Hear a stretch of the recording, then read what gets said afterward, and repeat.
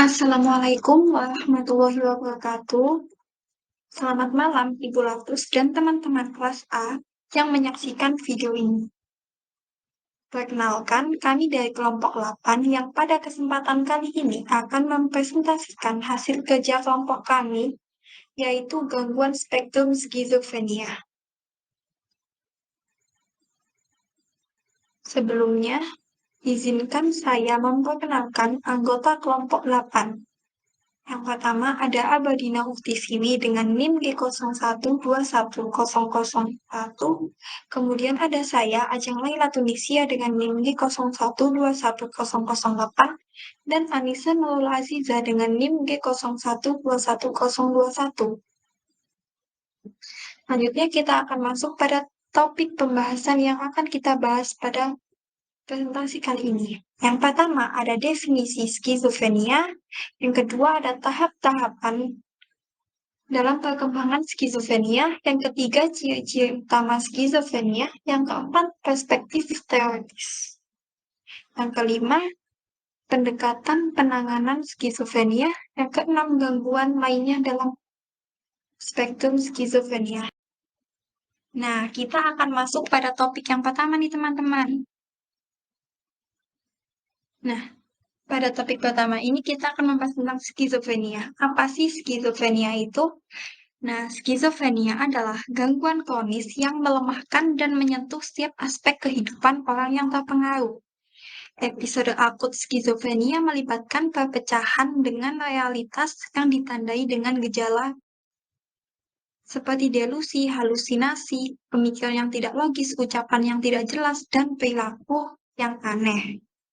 Di antara episode-episode akhir ini, orang dengan skizofrenia dapat kehilangan kemampuan dasar seperti tidak bisa berpikir jernih, hanya berbicara dengan nada datar, kesulitan memahami emosi dalam suara atau ekspresi wajah orang lain, dan menunjukkan sedikit ekspresi wajah dari emosi mereka sendiri.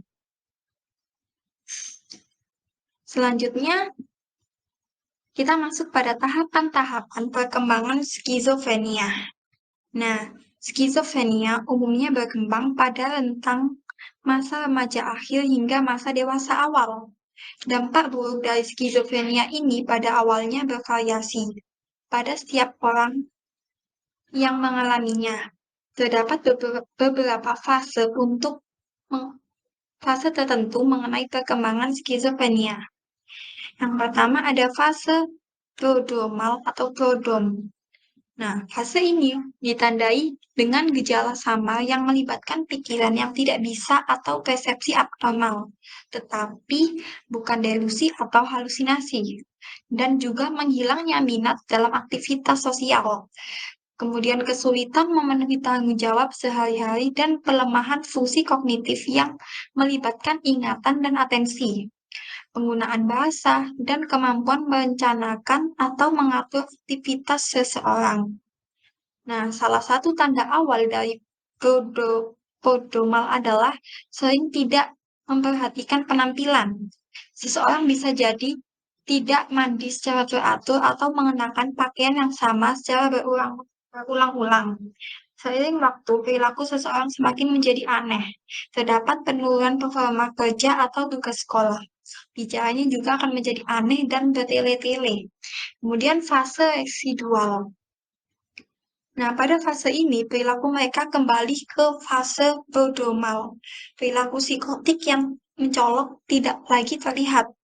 Tetapi, orang tersebut masih mengalami gangguan kognitif, sosial, dan emosi yang signifikan, seperti apatisme yang mendalam dan kesulitan untuk berpikir atau berbicara dengan jelas, dan menyampaikan pemikiran yang tidak biasa, seperti kepercayaannya akan telepati atau keramalan.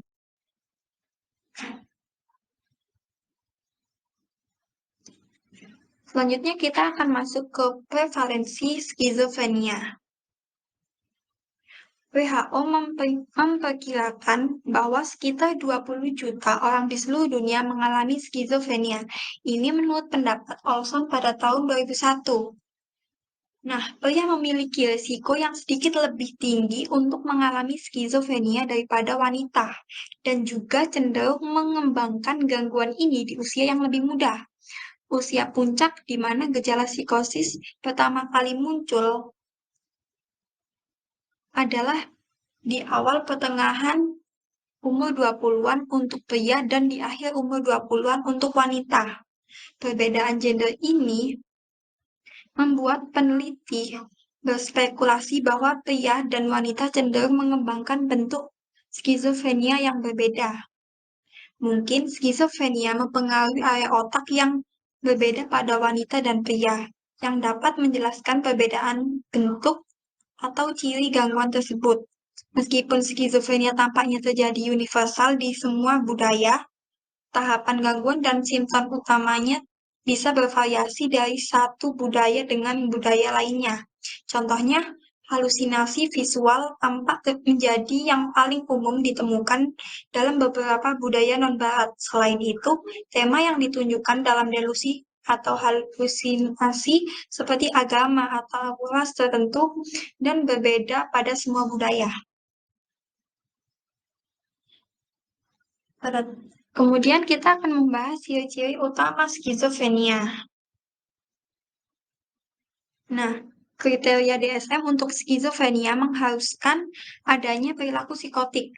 Ada beberapa titik tahapan gangguan dan tanda adanya gangguan harus muncul setidaknya selama 6 bulan dan harus aktif dan bertahan setidaknya selama 1 bulan jika tidak berhasil ditangani. Ciri diagnostik skizofrenia tercantum dalam tabel di bawah ini. Nah, bisa kita lihat ya teman-teman dalam tabel di bawah ini. Nah, perhatikan bahwa diagnosis skizofrenia dalam DSM-5 mengharuskan setidaknya muncul 2 ciri gangguan, bukan keyakinan delusional atau halusinasi. Dan setidaknya salah satu ciri tersebut harus melibatkan gejala utama delusi, halusinasi atau bicara yang tidak jelas, tidak berhubungan, tidak koheren, atau aneh.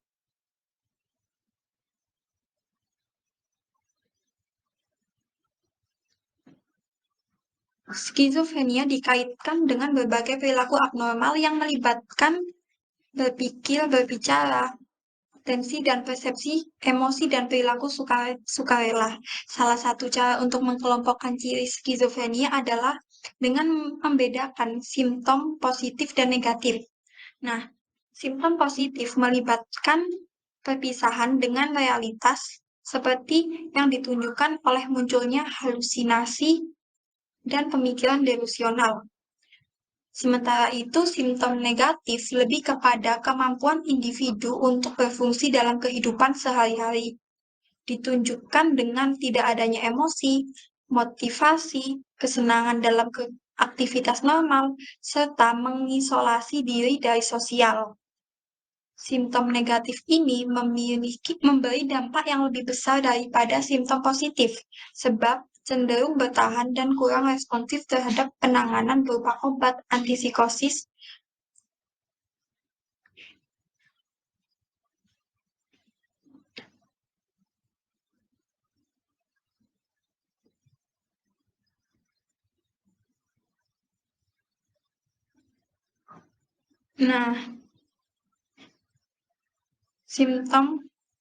Nah, berikut beberapa ciri atau gejala utama yang diasosiasikan dengan skizofrenia. Yang pertama, pikiran dan bicara yang terganggu. Skizofrenia ini ditandai dengan simptom positif yang melibatkan gangguan dalam berpikir dan mengekspresikan pikiran melalui bicara yang jelas dan bermakna.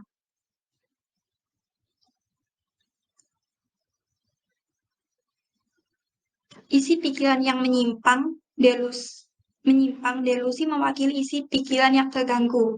Nah, delusi adalah keyakinan palsu yang tetap ada di pikiran seseorang. Terlepas dari dasar-dasar pemikiran yang tidak logis dan kurangnya bukti pendukung, keyakinan palsu ini cenderung tidak tergoyahkan meskipun tidak ada bukti yang mendukungnya. Delusi dapat memiliki banyak bentuk. Beberapa bentuk yang umum yaitu delusi akan persekusi atau paranoia, delusi akan referensi, delusi akan perasaan dikendalikan, dan delusi akan kemuliaan.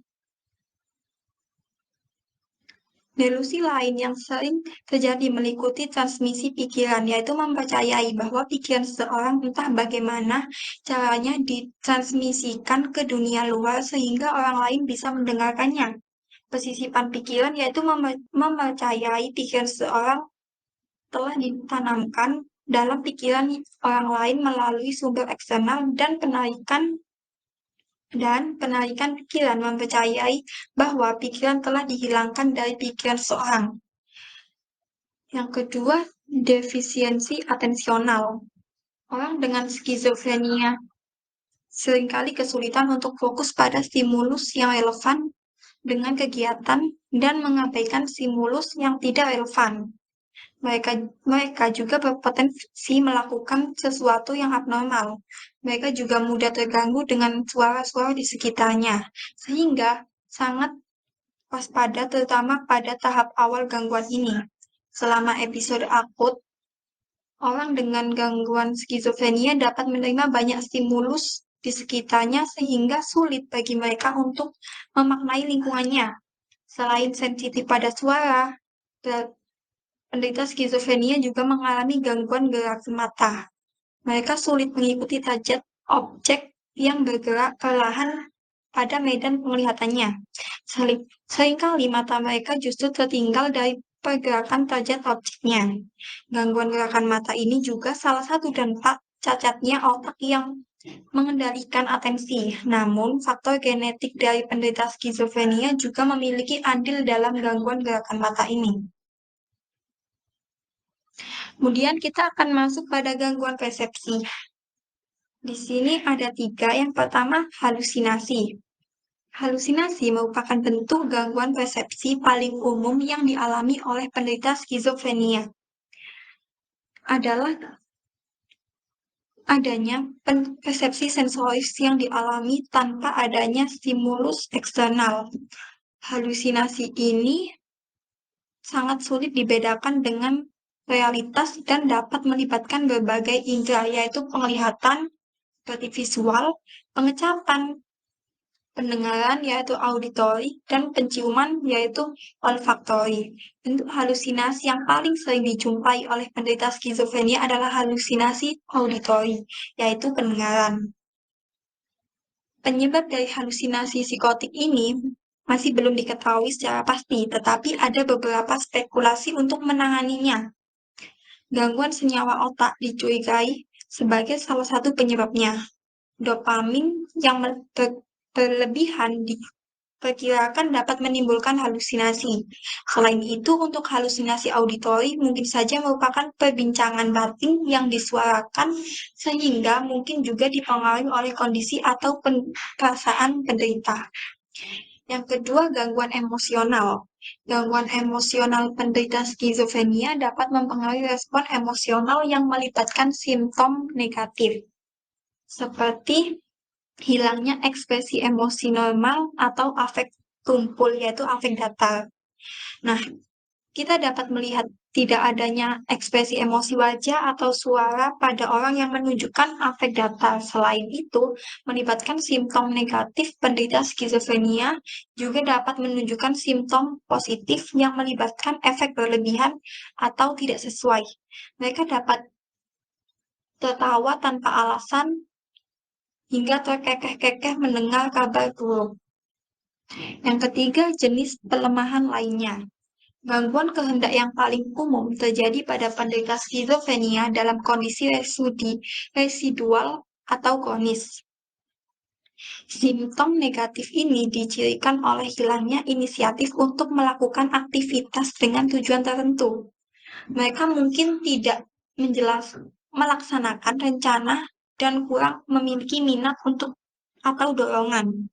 Selain itu, pada beberapa kasus, penderita skizofrenia juga menunjukkan perilaku katatonik. Perilaku katatonik merupakan perilaku yang melibatkan fungsi motorik dan kognitif tertentu. Nah, orang dengan katatonia ini dapat mempertahankan postur tubuh yang kaku walaupun posturnya tampak sulit selama berjam-jam. Mereka juga bisa tidak sadar akan lingkungan sekitarnya. Selanjutnya, perspektif teoritis terkait skizofrenia yang akan dijelaskan oleh teman saya. Baik, selanjutnya di sini saya akan membahas mengenai sudut pandang atau beberapa perspektif teoritis yang terkait dengan skizofrenia. Jadi, sebelum kita masuk ke beberapa sudut pandang yang terkait, penyebab utama dari skizofrenia sendiri itu masih sulit dipahami ya. Diduga sampai saat ini penyebabnya ialah kelainan otak yang dikombinasikan dengan pengaruh psikologis, sosial, dan lingkungan. Oke, jadi yang pertama, di sini ada sudut pandang atau perspektif dari psikodinamika. Nah, menurut perspektif psikodinamika ini, skizofrenia mewakili ego yang dipenuhi oleh dorongan seksual primitif atau agresif. Impuls ini akan mengancam ego dan meningkatkan konflik intrasikis. Dalam kondisi terancam, seseorang akan mundur ke periode awal dalam tahap oral yang disebut sebagai narsisme primer. Pada periode ini, ego menengahi hubungan antara diri dan dunia luar, sehingga menyebabkan terpisahnya diri dari realitas.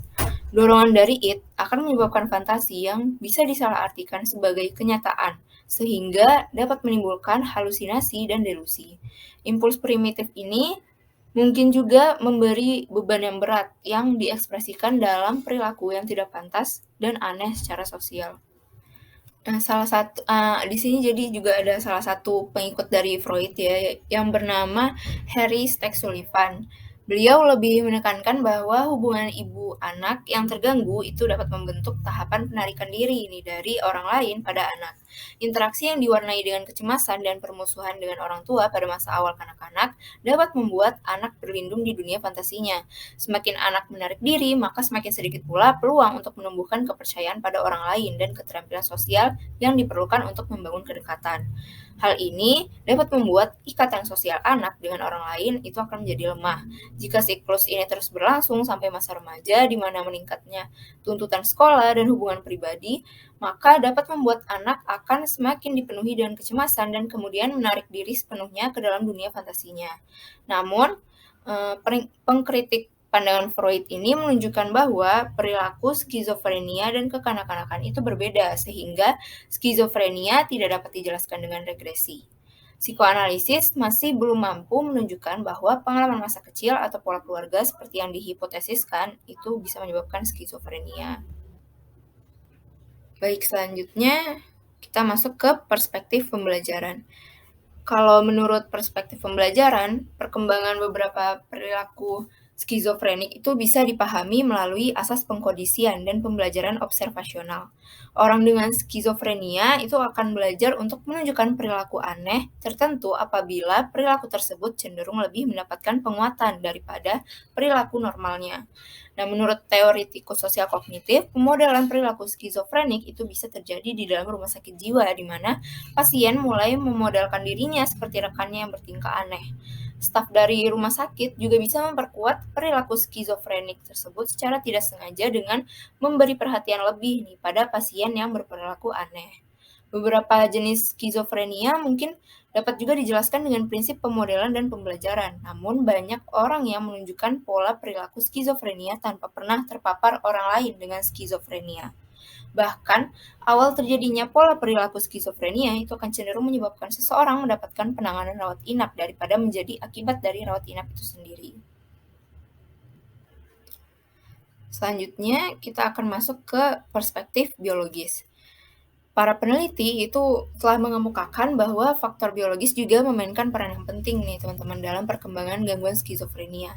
Jadi di sini ada 4 faktor. Yang pertama ada faktor genetik, kemudian ada faktor biokimia, infeksi virus, serta kelainan otak.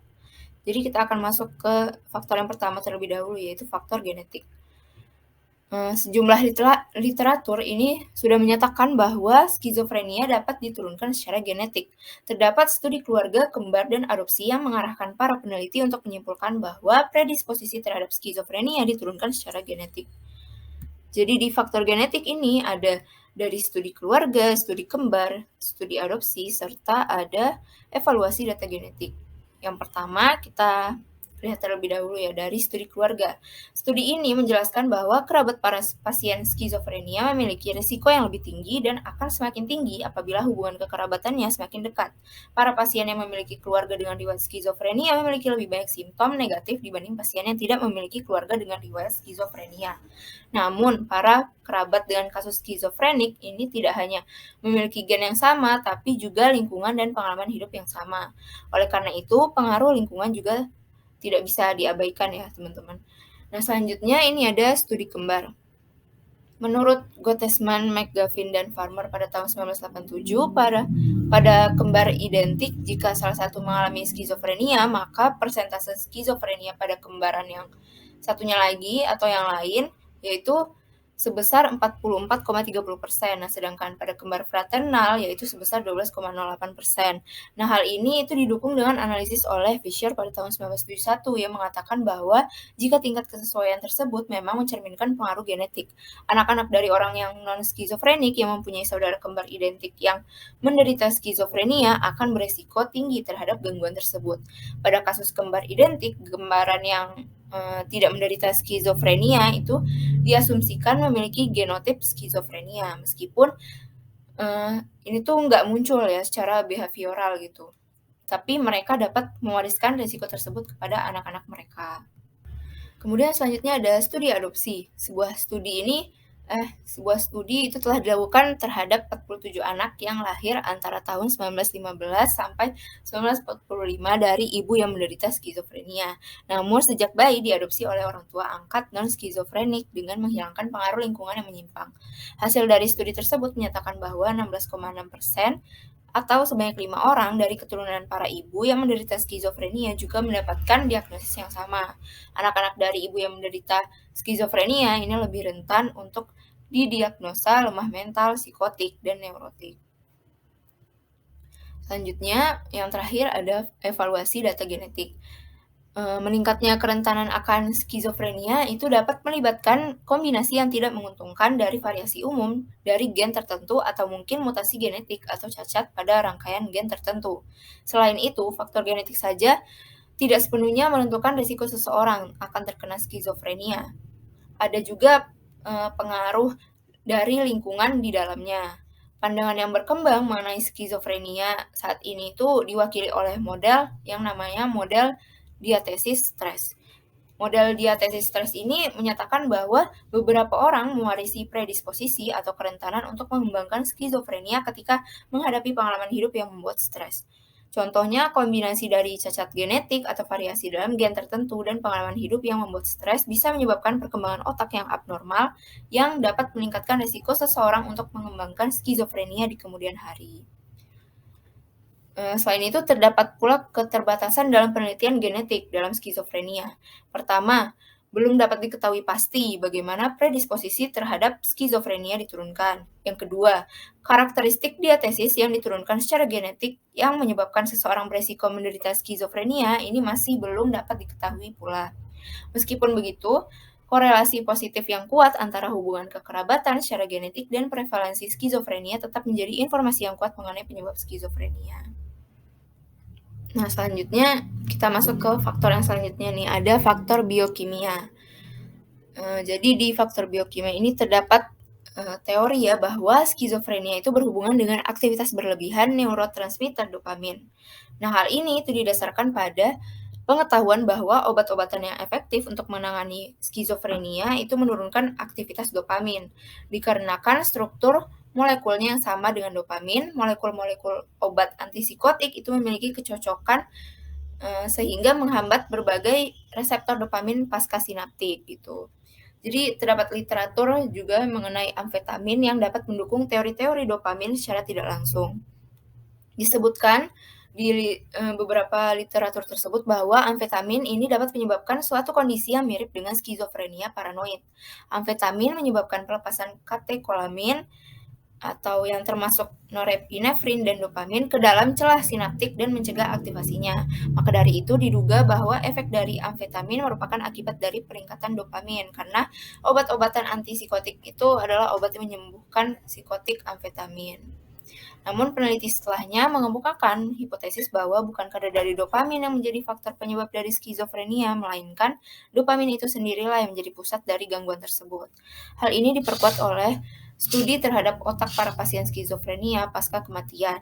Studi ini menemukan bahwa reseptor dopamin lebih besar jumlahnya atau hipersensitif pada beberapa orang penderita skizofrenia. Nah, meskipun dopamin ini merupakan variabel biokimia yang paling aktif diteliti, namun ini tuh nggak mungkin juga dapat memberikan penjelasan lengkap mengenai biokimia skizofrenia. Karena skizofrenia sendiri merupakan gangguan dengan simptom yang luas, mencakup persepsi, kognisi, aktivitas motorik, dan perilaku sosial. Jadi, nggak mungkin bila satu neurotransmitter tunggal dapat menjadi penyebab semua gangguan yang mencakup simptom-simptom yang ada di skizofrenia. Nah, para peneliti skizofrenia ini yang berorientasi biokimia mulai meneliti kembali nih mengenai neurotransmitter lainnya. Glutamat dan serotonin menjadi fokus dalam penelitian dan mungkin dikombinasikan dengan aktivitas dopamin. Hal ini dikarenakan serotonin mengatur dopamin di dalam jalur mesolimbik dan kadar glutamat yang rendah ditemukan dalam cairan cerebrospinal pada pasien skizofrenia. Selanjutnya, ini ada dari sudut pandang infeksi virus ya.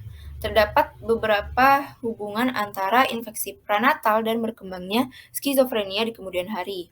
Peneliti mendapati bahwa risiko skizofrenia 7 kali lebih besar pada individu yang terpapar virus influenza selama 3 bulan awal pertumbuhan pranatal.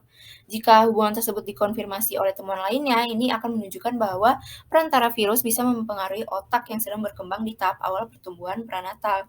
Namun, hal ini mungkin hanya dapat menjelaskan sebagian kecil dari kasus yang ada. Nah, kemudian faktor yang terakhir nih dari perspektif biologis itu ada kelainan otak.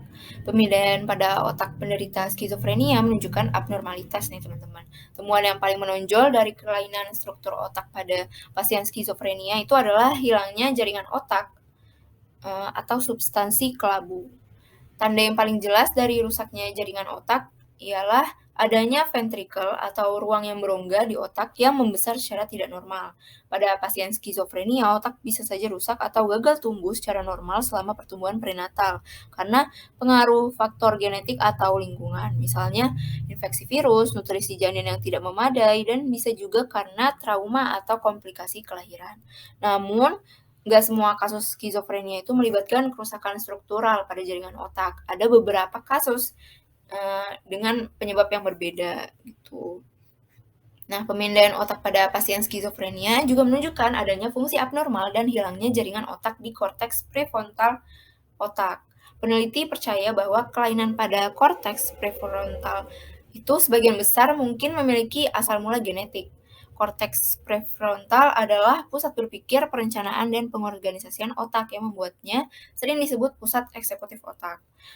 Korteks tersebut bertanggung jawab atas banyak fungsi otak yang lebih tinggi atau tipe eksekutif seperti mengatur atensi, mengatur pikiran dan perilaku, menyimpan informasi, dan merumuskan tujuan. Kelainan pada frontal ini tuh bisa menjelaskan mengapa orang dengan skizofrenia seringkali kesulitan dengan working memory, yaitu sistem memori yang digunakan untuk menyimpan informasi sementara di dalam pikiran dan mengolah informasi tersebut. Penurunan working memory dapat menyebabkan kebingungan dan perilaku yang tidak teratur yang sering terlihat pada pasien skizofrenia. Melemahnya working memory ini sering muncul sebelum gejala klinis pertama dari gangguan ini muncul. Kemudian ada penelitian juga mengenai pencitraan otak yang menunjukkan kadar aktivitas saraf yang lebih rendah di bagian korteks prefrontal pasien skizofrenia dibanding dengan orang sehat. Aktivitas saraf yang berkurang dapat mencerminkan kerusakan pada otak yang mungkin disebabkan oleh hilangnya jaringan otak. Terdapat juga peneliti yang meneliti belakangan ini itu mengajukan Kemungkinan lainnya yaitu otak pasien skizofrenia ini memiliki jalur yang relatif sedikit pada korteks prefrontal yang dapat dilalui informasi dari satu neuron ke neuron lainnya. Akibatnya, pesan tersebut dapat tertahan dalam kemacetan di otak yang kemudian menyebabkan kebingungan dan pemikiran yang tidak terarah. Bukti lain juga ada yang menunjukkan nih pada kelainan sirkuit otak yang menghubungkan korteks prefrontal dan struktur bawah otak, termasuk bagian dari sistem limbik yang terlihat dalam pengaturan emosi dan memori. Pada tingkat neurologis, mungkin bagian otak yang untuk berpikir dan struktur otak lainnya yang terlibat dalam mengatur emosi dan proses memori itu atau ingatan itu terputus. Gangguan jaringan saraf ini mungkin berkontribusi terhadap kesulitan dalam memfokuskan atensi, berpikir jernih, merencanakan dengan efektif, mengatur aktivitas dan memproses emosi. Maka dapat disimpulkan bahwa skizofrenia ini melibatkan pelemahan pada jaringan saraf di berbagai bagian otak, bukan hanya kerusakan atau patologi di satu area saja. Nah, kemudian kita mengulik dari perspektif lain nih. Jadi ada perspektif peran faktor keluarga. Nah, saat ini peneliti yang tertarik pada pengaruh keluarga itu telah mengalihkan fokusnya pada dampak pola komunikasi yang menyimpang dalam keluarga, serta komentar negatif dan intrusif yang diarahkan pada anggota keluarga yang skizofrenik nih teman-teman. Jadi di peran faktor keluarga ini terdapat dua faktor. Yang pertama ada communication deviance atau CD, yaitu komunikasi yang menyimpang, dan ada express emotion atau EE yang merupakan ekspresi emosi nih. Jadi kita masuk ke yang pertama dulu, communication deviance atau CD, yakni penyimpangan komunikasi. CD ini merupakan pola komunikasi yang tidak jelas, samar, dan mengganggu yang seringkali ditemukan pada orang tua atau keluarga pasien skizofrenia. CD adalah wicara yang sulit diikuti dan sulit dipahami maknanya. Orang tua dengan CD yang tinggi kerap kesulitan memfokuskan apa yang dibicarakan anaknya. Mereka menyerang anaknya secara verbal daripada memberikan kritik yang membangun, serta menyela anak mereka dengan komentar yang intrusif dan negatif. Cenderung memberitahu anak apa yang benar-benar dipikirkan, alih-alih membicarakan atau membiarkan anak merumuskan pikiran dan perasaannya sendiri. Nah, bukti telah menunjukkan bahwa orang tua pasien skizofrenia itu cenderung memiliki CD yang lebih tinggi daripada orang tua dalam keluarga tanpa anggota yang mengalami skizofrenia. Misalnya nih, salah satu contoh penyimpangan komunikasi atau CD itu, misalnya ada anak yang dalam keluarga tersebut ada anak yang sedang mengeluh nih. Anak itu bilang kayak, "Gak ada yang mau mendengarkan saya nih, semua orang berusaha diam terhadap saya." Kemudian ibunya menjawab, "Gak ada yang ingin membunuhmu." Terus ayahnya malah ngejawab yang aneh juga kayak gini, "Jika kamu ingin bergaul dengan orang-orang intelek, kamu harus mengingat bahwa diam adalah kata benda, bukan kata kerja." Kayak dalam percakapan tersebut kan sang ayah tidak hanya mengabaikan kekhawatiran sang anak, tapi juga mencela pemilihan kata-katanya. Nah, kemudian selain CD tadi yang udah saya singgung di awal, ada express emotion atau EE, yakni ekspresi emosi. Ini merupakan bentuk lain dari komunikasi keluarga yang terganggu, yang merupakan pola dalam merespon anggota keluarga yang mengalami skizofrenia lewat cara yang kasar, kritis, dan tidak suportif. Menurut Holly, pada tahun 2010, pasien skizofrenia yang tinggal di lingkungan keluarga dengan II tinggi memiliki risiko 2 kali lebih besar untuk kambuh daripada pasien dalam keluarga dengan II rendah atau yang lebih mendukung. Kerabat dengan II yang tinggi itu biasanya menunjukkan kurangnya empati, toleransi, dan fleksibilitas daripada kerabat dengan II yang rendah, dan cenderung percaya bahwa pasien skizofrenia itu bisa memegang kendali yang lebih baik atas perilaku mereka yang terganggu. II pada kerabat juga dihubungkan dengan hasil yang lebih buruk pada orang dengan gangguan psikologis lain. Hidup bersama kerabat dengan II yang tinggi tampaknya memberikan tekanan yang lebih besar pada orang yang memiliki gangguan mental. Keluarga dengan II yang rendah bisa benar-benar melindungi atau menyokong anggota keluarga dengan skizofrenia dari dampak buruk stresor eksternal dan membantu mencegah episode berulang. Namun, jelas bahwa interaksi keluarga berlangsung secara dua arah. Anggota keluarga dan pasien saling mempengaruhi dan dipengaruhi secara bergantian. Perilaku yang terganggu dari anggota keluarga dengan skizofrenia ini akan membuat frustasi anggota keluarga lain yang membuat mereka merespons orang tersebut dengan cara yang kurang sportif, serta lebih kritis dan kasar. Hal ini nantinya dapat memperparah perilaku pasien skizofrenia yang terganggu. Eh, Keluarga orang dengan skizofrenia biasanya memiliki sedikit persiapan untuk mengatasi stres dalam mengurus orang-orang yang skizofrenia itu. Alih-alih memfokuskan begitu banyak perhatian pada pengaruh negatif anggota keluarga dengan I yang tinggi, mungkin kita harus coba membantu anggota keluarga untuk mempelajari cara yang lebih konstruktif dalam berhubungan dan mendukung satu sama lain. Bukti menunjukkan bahwa keluarga bisa dibantu untuk mengurangi tingkat II mereka. Jadi, tidak ada bukti yang mendukung keyakinan bahwa interaksi keluarga yang negatif itu secara langsung menyebabkan skizofrenia. Sebaliknya, orang yang memiliki kerentanan genetik terhadap skizofrenia lebih mungkin mengembangkan gangguan ini jika mereka tinggal dalam lingkungan keluarga yang kacau karena hubungan keluarga dan sosial yang membuat stres. Anggota keluarga itu bisa juga merespons secara berbeda terhadap kerabat yang memiliki skizofrenia jika mereka menganggap aspek perilaku mereka merupakan kondisi yang bisa disembuhkan atau sementara, yang mereka yakini dapat diubah oleh kemauan keras, alih-alih jika mereka percaya perilaku ini disebabkan oleh kelainan otak permanen. Nah, sejauh mana kerabat menganggap anggota dengan skizofrenia memiliki kendali atas gangguan tersebut mungkin merupakan faktor penting dalam bagaimana mereka meresponnya. Keluarga dapat mengatasi anggota keluarga dengan skizofrenia secara lebih baik dengan memiliki pandangan yang netral. Sementara orang dengan skizofrenia dapat mempertahankan beberapa kendali atas perilaku mereka, tapi beberapa perilaku aneh atau terganggu mereka diakibatkan oleh gangguan yang alami. Gitu. Nah, baik teman-teman. Jadi kita udah masuk ke topik yang selanjutnya nih, ada metode dalam penanganan skizofrenia yang akan dijelaskan oleh teman saya. Baik, selanjutnya kita akan masuk ke dalam metode dalam penanganan skizofrenia. Nah, teman-teman, skizofrenia itu tidak bisa disembuhkan ya. Jadi, kebanyakan orang yang dirawat karena skizofrenia di lembaga kesehatan mental itu menerima beberapa bentuk pengobatan antipsikosis ya, yang dimaksudkan untuk mengendalikan gejala seperti halusinasi dan delusi, serta mengurangi resiko episode kambuh. Jadi, skizofrenia itu tidak bisa disembuhkan, namun skizofrenia dapat dikurangi resiko kambuhnya dengan pengobatan antipsikosis seperti itu. Nah, di sini yang pertama itu ada pendekatan biologis, di mana pengobatan antipsikotik itu membantu mengendalikan pola perilaku skizofrenia yang lebih mencolok, seperti pemikiran delusional dan halusinasi, dan mengurangi kebutuhan akan perawatan jangka panjang di rumah sakit, seperti itu. Nah, di sini generasi pertama dari obat antipsikosis meliputi fenotiazin, klorpromazin, lalu ada tioradazin, lalu ada trifluoperazin, dan ada flufenazin. Nah, obat antipsikosis itu yang generasi kedua itu telah banyak menggantikan antipsikosis generasi sebelumnya. Dan jika dibandingkan obat antipsikosis generasi kedua itu memiliki efektivitas yang sama dengan antipsikosis generasi sebelumnya. Jadi nggak ada banyak perubahan yang signifikan ya teman-teman, seperti itu.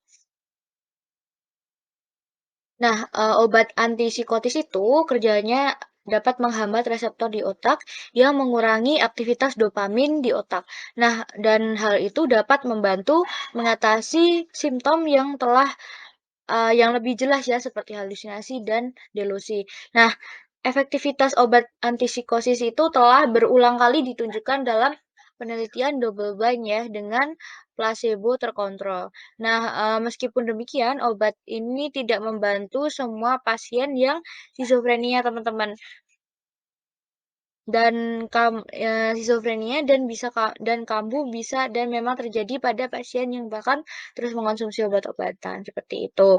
Nah, risiko utama dari pengguna leptik sendiri pada jangka panjang adalah efek sampingnya yang berpotensi melumpuhkan yang disebut diskinesia tardif gitu.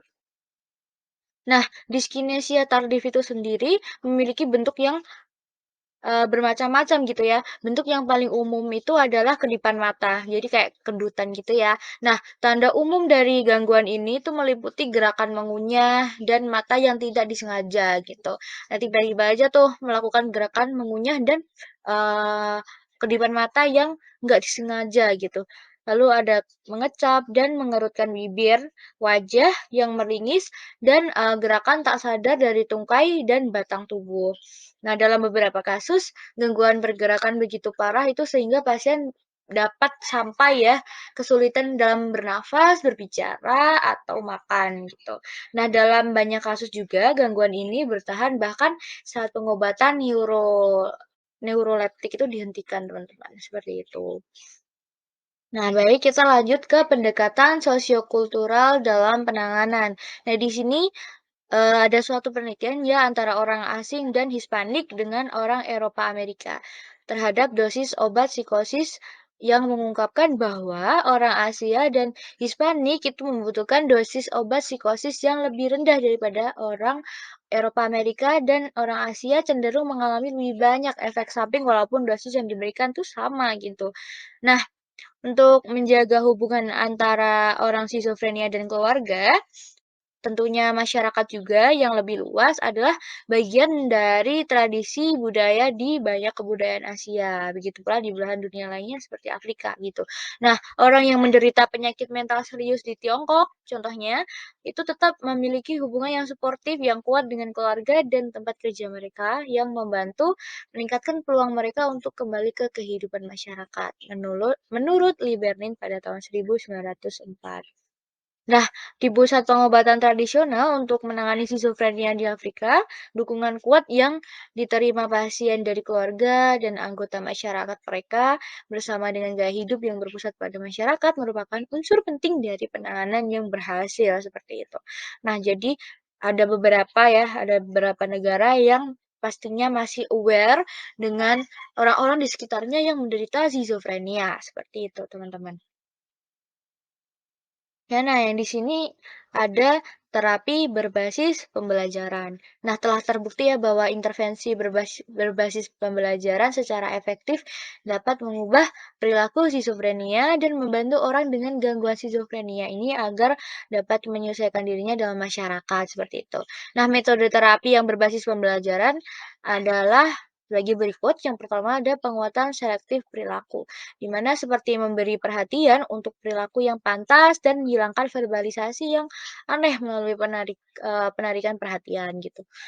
Nah, yang kedua itu ada ekonomi token.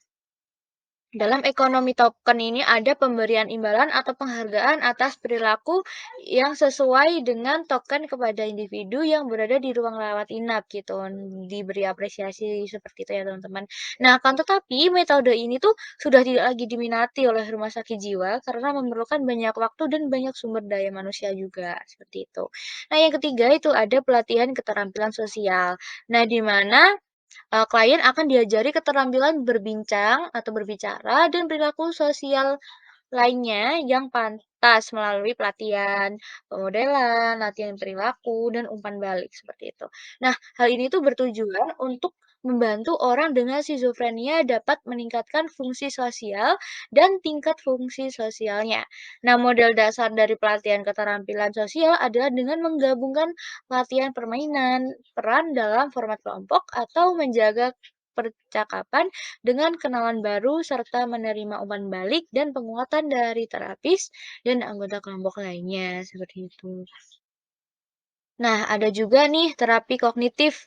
Nah, dalam terapi berbasis pembelajaran ini, terapi kognitif itu merupakan pendekatan berbasis pembelajaran lainnya yang dapat digunakan dalam praktek yang lebih luas lagi gitu, teman-teman. Sebagai tambahan terapi obat untuk menangani skizofrenia gitu.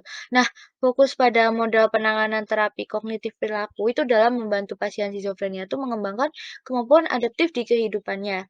Nah, hal ini tuh membuat kita mempertimbangkan peran rehabilitasi psikososial sebagai bagian dari pendekatan penanganan yang mencakup berbagai aspek.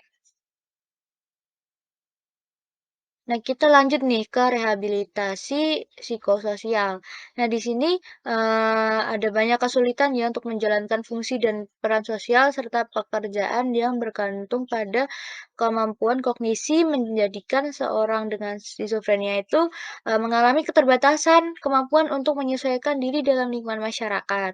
Nah, kemunculan sejumlah self-help atau kelompok sosial dan pusat rehabilitasi itu sangat membantu orang dengan skizofrenia itu menemukan tempatnya di masyarakat, teman-teman. Nah, ketidakmampuan lembaga kesehatan mental untuk memberikan layanan yang baik itu membuat banyak juga kemunculan pusat-pusat rehabilitasi yang didirikan oleh non-profesional atau oleh orang dengan skizofrenia itu sendiri gitu. Nah, pusat rehabilitasi ini biasanya menawarkan tempat tinggal, peluang pekerjaan, dan juga pendidikan. Nah, pendekatan latihan keterampilan seperti cara mengatur keuangan juga ada, lalu juga ada masak dan berbelanja. Nah, nah pendekatan tersebut tuh biasanya dilakukan oleh pusat rehabilitasinya, seperti itu. Nah, yang selanjutnya itu ada program intervensi keluarga. Nah, di dalam program intervensi keluarga itu meningkatnya resiko episode skizofrenia itu berulang dapat disebabkan ya karena konflik dan interaksi keluarga yang negatif gitu. Jadi, interaksi keluarga yang negatif tuh dapat menyebabkan resiko skizofrenia yang berulang gitu, teman-teman. Nah, program intervensi keluarga itu diharapkan mampu dapat menangani beban pengobatan dan membantu orang dengan skizofrenia dengan cara yang lebih kooperatif lagi agar mampu berhubungan dengan orang lain gitu. Nah, komponen spesifik dari intervensi keluarga itu sangat beragam ya, namun memiliki banyak karakteristik yang sama, seperti fokus pada aspek praktik kehidupan sehari-hari, mengedukasi anggota keluarga terkait skizofrenia, mengajarkan cara mereka membangun hubungan yang lebih baik dengan anggota keluarga dengan skizofrenia juga, meningkatkan komunikasi dan menumbuhkan kemampuan penyelesaian masalah dan coping yang efektif. Nah, karena konseptualisasi skizofrenia itu sebagai gangguan seumur hidup, maka tidak ada satupun pendekatan penanganan yang mampu memenuhi seluruh kebutuhan orang dengan skizofrenia. Nah, hal ini itu mengimplikasikan bahwa intervensi harus dikoordinasikan dan diintegrasi dalam penanganan yang komprehensif. Untuk Ya, tujuannya untuk membantu individu mencapai penyelesaian sosial yang maksimal, seperti itu. Nah, baik, selanjutnya kita masuk ke dalam ciri-ciri umum dari gangguan lainnya, gitu. Nah, di sini ada berbagai gangguan psikologi ya, psikologis yang diklasifikasikan dalam DSM-5 atau Diagnostic and Statistical Manual of Mental Disorder yang kelima, gitu. Masuk ke dalam gangguan spektrum skizofrenia, seperti itu. Nah, di sini ada, gangguan tersebut itu mulai dari bentuk yang ringan ya, teman-teman, yaitu seperti pemikiran yang tidak beraturan, atau dengan, atau tidak bisa dan kesulitan berhubungan dengan orang lain, yang diasosiasikan dengan gangguan kepribadian skizotipal sampai gangguan psikotik yang sesungguhnya termasuk gangguan psikotik singkat, lalu ada gangguan schizophreniform, ada gangguan delusi, dan gangguan-gangguan schizoafektif, lalu ada schizophrenia itu sendiri gitu. Oke, yang pertama kita lanjut nih ke gangguan psikotik singkat atau brief psychotic disorder. Nah, kategori diagnosis dari gangguan psikotik singkat atau brief psychotic disorder itu sendiri itu berlaku untuk gangguan psikosis yang terjadi dalam kurun waktu yang singkat gitu, mulai dari 1 hari hingga 1 bulan, dan setidaknya ditandai oleh salah satu ciri berikut. Ada delusi, ada halusinasi, bicara yang tidak jelas, atau perilaku katanon kat katatonik atau yang sangat tidak beraturan gitu. Nah, faktor penyebabnya itu biasanya dari stres yang signifikan ya, teman-teman, seperti kehilangan orang yang dikasihi, seperti itu. Nah, beberapa episode psikotik singkat tuh tidak berkembang menjadi skizofrenia ya, karena seseorang yang mengalaminya tuh masih mampu kembali pada tingkat keberfungsian sebelumnya, seperti itu. Nah, selanjutnya di sini ada gangguan schizophreniform atau schizophreniform disorder, yaitu orang dengan gangguan schizophreniform itu mengalami gejala schizophrenia juga. Nah, tetapi berlangsung dengan kurun waktu yang lebih singkat gitu, yaitu sekitar 1 bulan saja, tetapi kurang dari 6 bulan gitu.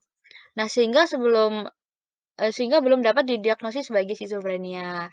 Nah, di sini ada gangguan delusi ya, yang selanjutnya. Jadi gangguan delusi itu keyakinan delusi yang jelas dan persisten yang sering melibatkan tema-tema paranoid ya, berlaku pada orang dengan diagnosis gangguan delusional. Nah, penderita gangguan delusi itu meyakini hal-hal yang tidak nyata atau tidak sesuai dengan keadaan sebenarnya.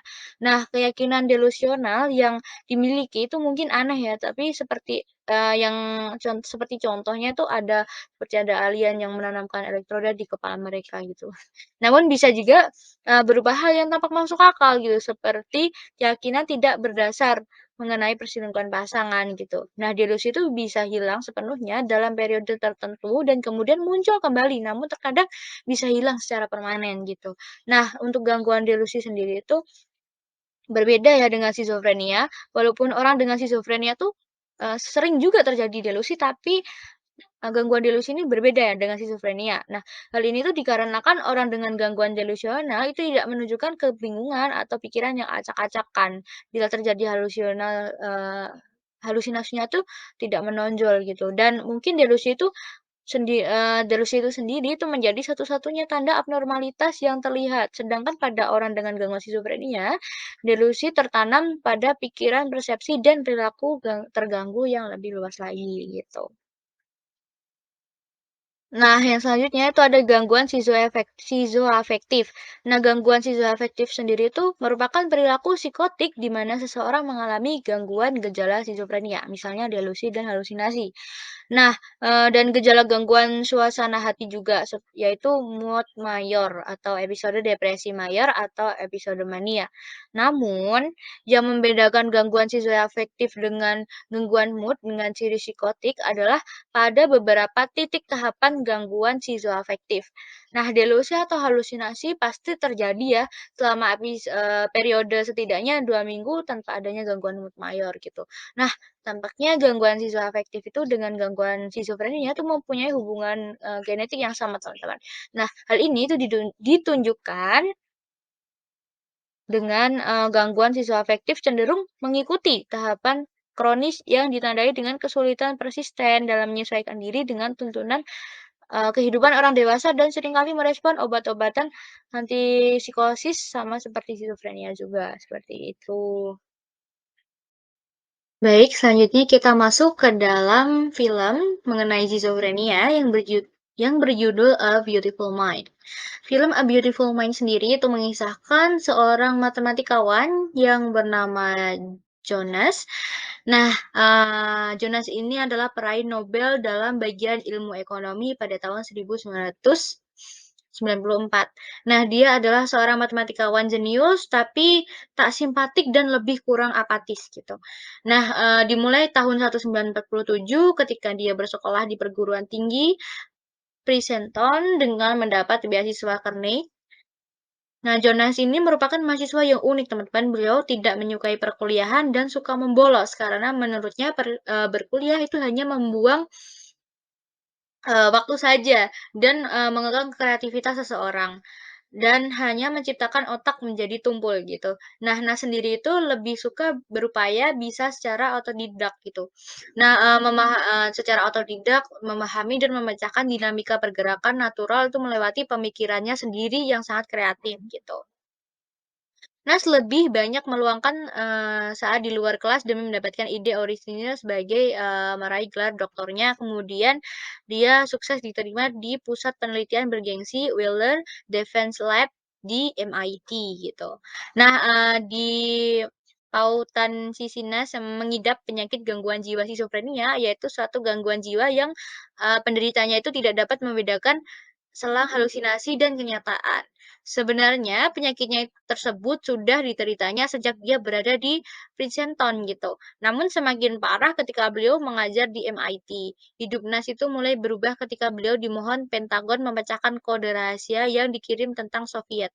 Di sana beliau berjumpa dengan wakil pengusaha yang merundingkan rahasia William Parcher gitu. Dari wakil pengusaha yang merundingkan rahasia tersebut, beliau diberi pekerjaan sebagai mata-mata. Nah, pekerjaan barunya ini menciptakan Nas itu lebih terobsesi lagi sampai beliau lupa saat dan hidup di dunianya sendiri gitu.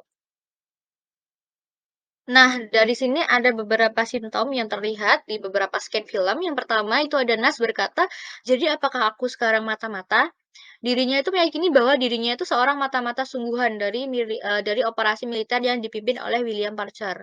Nah, hal ini tuh menunjukkan bahwa Nas itu mengalami delusi karena Nas sangat yakin kepada interpretasi yang salah terhadap realitas, seperti itu.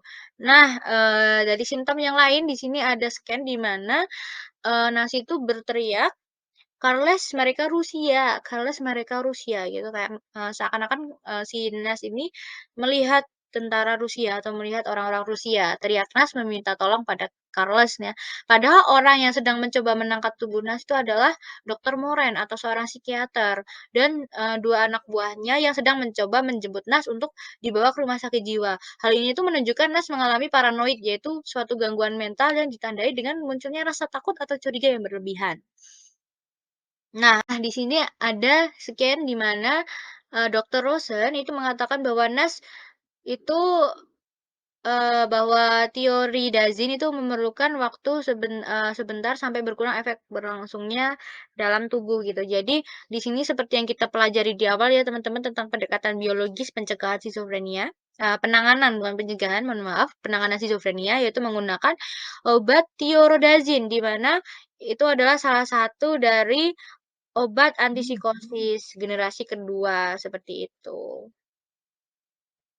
Oke, di sini ada scan di mana setelah mengetahui bahwa William Parcher itu tidak nyata, Nas itu berusaha mencari chip implan yang pernah ditanam di dalam tangannya. Ia sangat yakin bahwa hayalan itu selama ini nyata sampai rela melukai tangannya. Jadi Nas ini apa ya berhalusinasi jika tangannya itu ditanami chip gitu. Jadi dia mencoba untuk melukai tangannya sendiri ya sampai melukai tangannya sampai berdarah-darah ya untuk mencari chipnya tersebut. Padahal itu cuma halusinasinya Nas aja gitu.